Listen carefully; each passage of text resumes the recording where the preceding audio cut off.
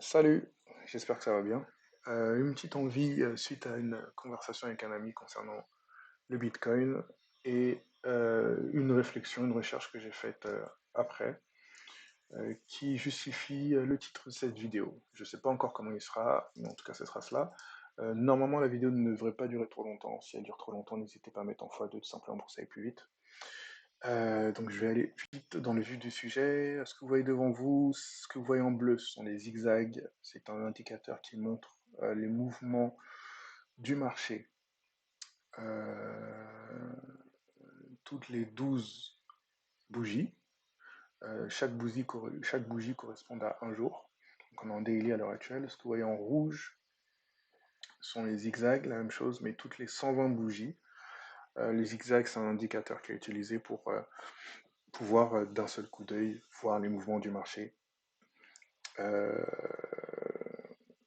c'est quelque chose de très probant qui permet justement d'un un coup d'œil pour avoir les bonnes informations. On va zoomer sur ce qui se passe à l'heure actuelle maintenant. Nous sommes le 22 décembre et euh, à l'heure actuelle, on peut voir que le prix précédent le plus haut était à 25 223. Le prix le plus bas précédent ce plus haut, c'était ici à 17 571. Avant de vous dire exactement ce que j'ai fait, il y a trois règles importantes, peu importe le marché, à connaître. Premièrement, le marché marche par niveau. Deuxièmement, le marché marche par redondance. Et troisièmement, le marché marche par redondance. Et là, il y a une différence entre les deux redondances. La première redondance, c'est une redondance sur le mouvement court. Et la troisième redondance, c'est une redondance sur les mouvements dans le passé. Donc, ce que je vais vous faire, je vais vous exposer juste ma réflexion à ce sujet. Pour vous confirmer pourquoi est-ce que je vous dis que je n'achèterai pas du Bitcoin pour holder, en tout cas au-dessus de 10 000 dollars. Sur chaque mouvement, il y a toujours donc des niveaux particuliers. Et les fameux niveaux dont je vous parle dans la première règle, c'est les niveaux que je vais vous montrer. Donc j'ai pris tout simplement le mouvement précédent, en cours, qui a un plus haut et qui a un plus bas, basé sur celui-ci. Donc j'ai placé des niveaux de Fibo. Et on peut voir qu'au 24% de ce mouvement baissier, le marché ici a baissé jusqu'au 50%. Le marché a continué et autres. Il est passé un peu au-dessus sans attendre le 24%, donc on devait être environ vers 30%. Puis il a redépassé 50% et remonté pour buter contre le 50% et redescendre drastiquement. Euh, cette baisse qui a pu avoir lieu est une baisse sur laquelle il était possible de déterminer ce niveau-ci, parce que lorsque le 24% est atteint, il y a d'autres niveaux qui doivent être atteints après 24%. Donc c'est pour ça que je vous dis que le marché marche par niveau, mais le but de cette vidéo, c'est pas de vous montrer les niveaux, c'est surtout de vous montrer une certaine réflexion. S'il y a besoin de ces informations-ci, n'hésitez pas à me les demander. C'est dans l'ebook que j'ai, ou même en privé, peut-être que je peux y répondre ou pas, mais en tout cas dans l'ebook que vous pouvez voir sur la page, les niveaux suivants sont disponibles. Donc je vous invite à prendre l'ebook si vous voulez les avoir. Donc très simplement, donc la première règle, le marché marche par niveau. On voit ici deux niveaux probants. La deuxième règle, le marché marche par redondance. Donc ce qu'on va faire, on va créer les redondances. Donc on va se baser sur l'écart qu'il y a entre ce niveau du 24% et le niveau du 50%, et on va voir si cet écart, en se multipliant, est cohérent. Et après, on va voir, en ayant placé ces écarts-ci, on va voir si, par le passé, les niveaux qu'on trouvera seront cohérents. Et à partir de là, vous pourrez savoir si j'ai raison ou tort d'attendre que le marché puisse atteindre moins de 10 000 dollars pour pouvoir commencer à holder. Donc on va faire un truc très simple, on va prendre une calculatrice et on va calculer l'écart entre le 24% et le 50%, qui est un écart où est-ce que le marché, vous le voyez devant vos yeux, hein, le marché a réagi. Donc 24% ici, 50% ici, on ne peut pas faire plus probant. Alors, le prix précédent c'était 23 385, donc le prix de 24%, 23 385,07. Donc voilà, Pour connaître l'écart, je fais moins, donc cette valeur, 21 393, 21 393.44. Tac. Donc 19 000, enfin 1991,63 points. Ok, cool. Donc, ce que je vais faire, je vais essayer de connaître les prochains. 393,44, donc moins 1991. Ok, ça me fait 19 401,81. Je vais le noter. Juste que je vais le faire en bleu. Hop. Normalement, vous pouvez voir ce que je suis en train de faire. Hop, je vais changer donc la valeur 19 401,81. 19 401,81. Ok. Alors, est-ce que c'est cohérent? Oui, ici ça l'est. Ici ça l'est. Le marché il a buté sur ce prix, pour que ça se passe en dessous également. Ici aussi, là, c'est clairement, là on voit clairement que le marché répond à ce niveau. Ici aussi, c'est sur ce niveau-ci qu'il est, sur ce prix-ci qu'il est passé pour après buter sur 50%, et c'est ce niveau qui a été dépassé pour passer en dessous. Donc clairement c'est cohérent. Parfait. On doit être très certainement sur la bonne voie. Ploup. Oh mince, je vais recommencer. 19 401. 19 401.81. Hop. Parfait. Je passe au suivant. Alors, on va faire la même chose. Moins l'écart. 17 410.18. Alors, 17 410.18. Ok. Intéressant, ça correspond quasiment au plus bas. Ici également, le marché a buté sur ce prix-ci, intéressant. Ici, très intéressant, comment est-ce que le marché a... comment est-ce que ce prix correspond euh, au niveau intermédiaire entre ces deux bougies. Pour les personnes qui sont habituées à la lecture des bougies, au pattern des bougies, vous saurez ce que ça veut dire.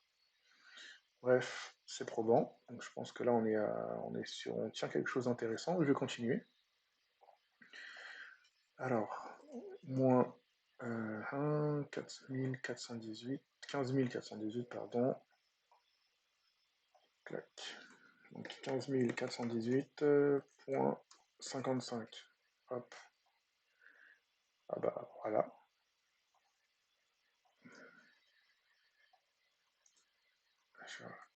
15 418.55. Intéressant parce que quelques points près, c'est quasiment peu, on était au plus bas.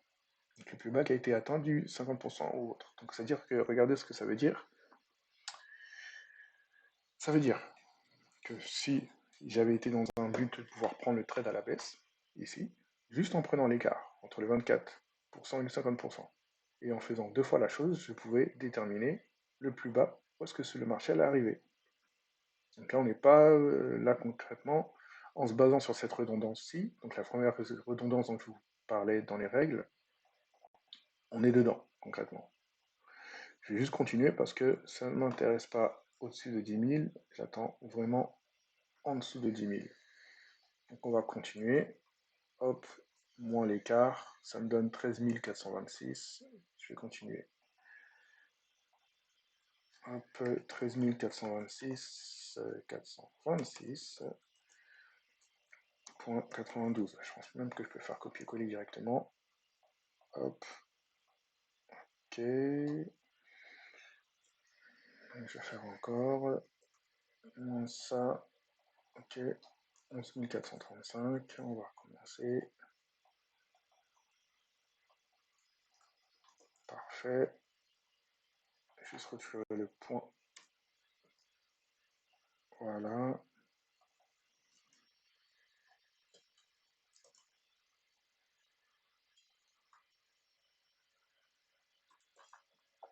C'était combien déjà 1091. Ah, je me rappelle plus. Il faudrait que je retrouve. Je vais refaire la différence. 23 000. 385,07 moins 21 393,44. Voilà. Je vais le noter quelque part. Je vais me faire une note. Hop là.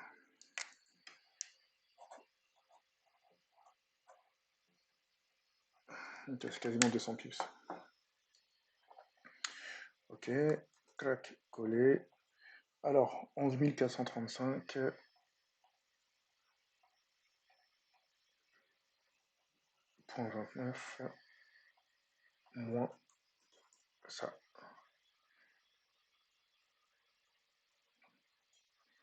Ok, 9443,66, ça m'intéresse.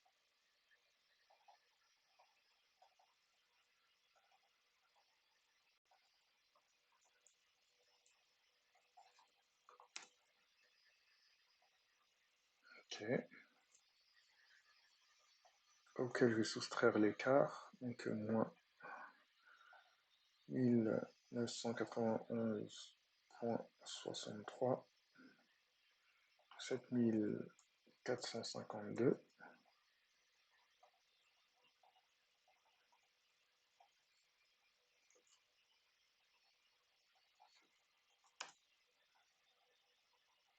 Donc là on est en dessous des 10 000.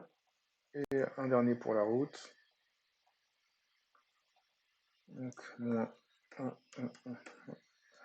1,63, 5460.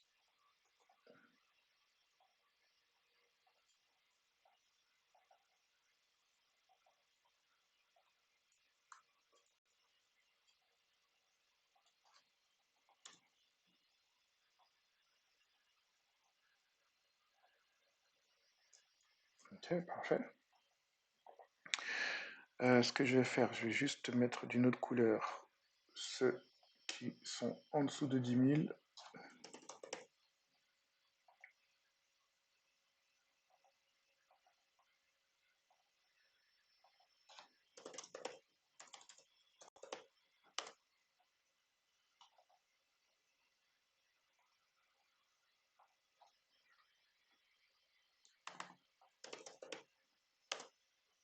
Parfait. Donc, en se basant sur les redondances, donc du mouvement en cours. Donc on arrive à là, comme je vous ai vu, comme je vous ai montré tout à l'heure, donc c'est probant en tout cas pour retrouver même le plus bas qui est à l'heure actuelle, donc c'est pas inintéressant. Donc pouvoir continuer jusque où est-ce qu'on est. Ok. Moi ce qui m'intéresserait plutôt, ce serait plutôt de passer en dessous des 10 000 en espérant que ça puisse y aller. Donc la troisième règle que je vous avais dit, c'était les redondances, mais basées sur les mouvements du passé. Donc ce qu'on va faire, on va revenir dans le passé avec ces niveaux-ci et voir si le marché auparavant suivait ces niveaux, tout simplement, pour voir si on n'est pas dans un délire seul. Donc, quand on est dans une zone en dessous des 10 000, on voit que ces prix en dessous des 10 000 correspondent, et c'est ça le plus intéressant. Alors, 5460, 7452,03, ici, là, tout le marché a buté sur ce prix, pour après monter jusqu'au fameux 13 000, buter sur les 9 000, buter sur les 9 000, passer en dessous de ce niveau-ci, pour le dépasser, et après partir, voilà. Donc on voit que par le passé, les niveaux en dessous de 10 000 sont cohérents, ce qu'il y a eu à l'heure actuelle du grabuge dans cette zone-ci. Donc si le Bitcoin passe en dessous des 10 000, malgré le fait que nous sommes aujourd'hui à 16 000, c'est pas du tout incohérent, c'est pas du tout un crash, c'est quelque chose de normal, bien au contraire, puisque c'était au contraire les derniers niveaux de prix intéressants avant que le Bitcoin puisse aller dans ses 68 000, etc., etc. Bien au contraire, donc ça serait bien au contraire encore plus intéressant s'il était possible de pouvoir prendre le Bitcoin à partir de ces prix-ci, puisque là, concrètement, on est dans du cohérent. Donc ça serait clairement les meilleurs moments pour holder, pour prendre sur du long terme, ou pour au moins prétendre refaire cette même hausse, reprendre cette même hausse tout simplement. Donc voilà la raison pour laquelle est-ce que moi je ne passerai pas de hold au-dessus de 10 000. Mais je vais vous rajouter juste une quatrième confirmation. Là, ça fait environ 15 minutes de vidéo et je pense que ça sera amplement suffisant. Je vais juste vous montrer autre chose. Je vais vous montrer donc sur une autre charte. Alors,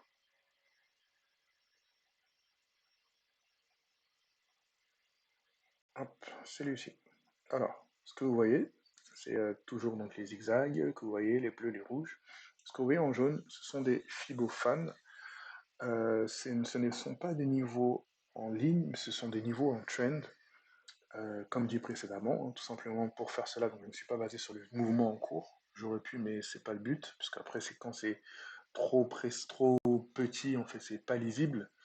Mais par contre, je me suis basé sur le plus haut précédent, donc le vrai plus haut précédent, donc en l'occurrence c'était le plus haut du Bitcoin, et le plus bas précédent ce plus haut, donc celui-ci, en l'occurrence. Donc pour les prix, lorsqu'on était au plus bas, hop, autour de 39 000, autour du 29 septembre, et donc jusqu'à 68 000 autour du 10 novembre 2021 pour les deux. En faisant cela, on se rend compte que le marché a réagi autour de ces fameux fans. Fans, c'est éventail, donc les Fibo éventail. Et on voit que lorsqu'on commence à voir, le marché ici a buté sur ce niveau-ci. Il est remonté pour taper ce niveau-ci, et passer entre les deux, n'a pas dépassé donc ce niveau-ci, celui-ci, donc une fois, deux fois, et réarriver à ce niveau-là, la percer, passe au niveau au-dessus, aller au niveau au-dessus, donc celui-ci, revenir sur celui-ci, passer deux niveaux en dessous, donc trois niveaux en dessous du moins, n'a pas dépassé, et remonter sur ce même niveau qu'il y avait là, donc c'est le même, redescendu sur le même, remonter sur celui-ci, après, lorsqu'il est arrivé sur ce même niveau, hop, il l'a dépassé, il l'a confirmé en passant en dessous, puis est passé deux niveaux en dessous, hop, et depuis, il reste sur ce niveau-là, celui-ci. Donc, ce que je vais faire comme quatrième confirmation, je vais mettre les niveaux en dessous de 10 000, qui étaient cohérents pour moi, selon les deux redondances qu'on a vues, donc les redondances par rapport au niveau, les redondances par rapport au niveau 1, deuxième redondance par rapport au niveau en cours, troisième redondance par rapport au niveau du passé. Et on peut voir que le prix de 9403, 7452,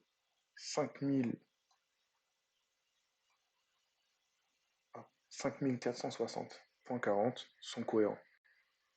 Et ils resteront toujours sur cette même ligne. Donc en gros, en se disant que le marché n'irait pas en dessous de cette ligne-ci,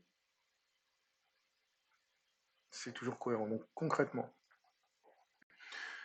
j'attendrai clairement à ce que le marché puisse aller dans ces niveaux-ci, tout simplement parce que ce ne sont pas des niveaux, ce ne sont pas les abysses du Bitcoin, ce sont des niveaux cohérents, et surtout, par rapport à cette lecture-ci, avec les éventails de Fibo que j'ai, avec mes niveaux à moi, il est possible de se rendre compte que même si que le marché va à ces niveaux-là, ça ne sera pas incohérent avec ce qui s'est passé dans le passé. C'est-à-dire que ça pourra continuer à buter sur ce niveau d'éventail, et ça peut très certainement aller vers la hausse également.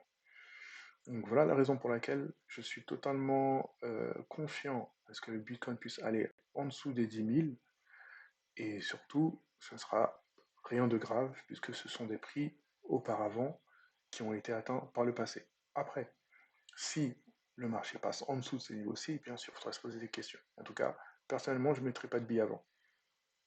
Et également, comme je vous l'ai dit au début de la vidéo, les niveaux donc 24 et 50% dont je vous ai parlé sont une base sur une suite de niveaux qui peuvent aller jusqu'à ces prix-ci. Et il y a un niveau en particulier qui est un niveau important qui tombe sur l'un de ces trois prix ici. Donc c'est pour ça que j'attendrai patiemment, vraiment patiemment, à ce que le marché puisse descendre en dessous des 10 000. Et également, je vais vous montrer juste ce que j'attends personnellement par rapport à ce qui s'est passé dans le passé. Alors, je vous ai placé revenu dans le passé ici pour montrer comment est-ce que le Bitcoin réagit lorsqu'il y a une hausse. Donc, j'ai placé ici donc hop, un Fibofan sur le mouvement avec un plus haut et un plus bas devant moi pour voir comment est-ce que hop, le Bitcoin a réagi pour pouvoir monter. Donc, comme je vous l'ai dit, le 24% pour moi, c'est un niveau probant. Donc, hop, en l'ayant placé, je vois qu'ici, donc le 24% n'a pas été dépassé. Hop, le marché donc allé à son plus bas, quasiment au niveau du plus bas précédent. Un petit peu plus, en tout cas, c'est la même zone. Puis après avoir dépassé ce 24%, donc cet éventail du 24%, il n'a plus tapé. Donc on va même rajouter une ligne en plus pour avoir une meilleure visibilité.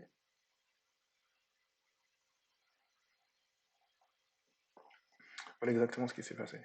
C'est quasiment le même prix, hein, le prix de 29 498. Donc c'est cette même zone de prix, concrètement, il suffit juste de hop, hop, si on grossit un peu, c'est totalement la même chose. Donc voilà, c'est vraiment une même zone de prix où est-ce que le marché a buté 3 fois, une, deux, trois, a dépassé le 24%, pour après faire la petite hausse qui a eu lieu jusqu'au 60, donc de 29 000 à 60 000, à plus de 60 000 du moins. Donc voilà exactement ce que moi j'attendrai, patiemment. Quand j'arriverai, donc si j'arrive au niveau au-dessous de 10 000, j'attendrai patiemment que le marché fasse exactement la même chose. J'attendrai pas quelque chose de nouveau. J'attendrai que le marché arrive en dessous des 10 000, que le plus bas soit confirmé, et j'attendrai que mon 24% puisse être dépassé tranquillement. Voilà tout. Donc c'était juste mon point de vue concernant le Bitcoin, la raison pour laquelle est-ce que j'attendrai patiemment à ce que le marché puisse aller en dessous des 10 000, et surtout ce sera beaucoup plus intéressant. Voilà, j'espère que la vidéo a été intéressante. Si besoin de plus d'informations concernant les niveaux, mon ebook est disponible sur Amazon. Si besoin de plus d'informations ou autre, n'hésitez pas à mettre un commentaire si ça vous a intéressé. Et je me ferai une joie de pouvoir répondre. Allez, ciao ciao.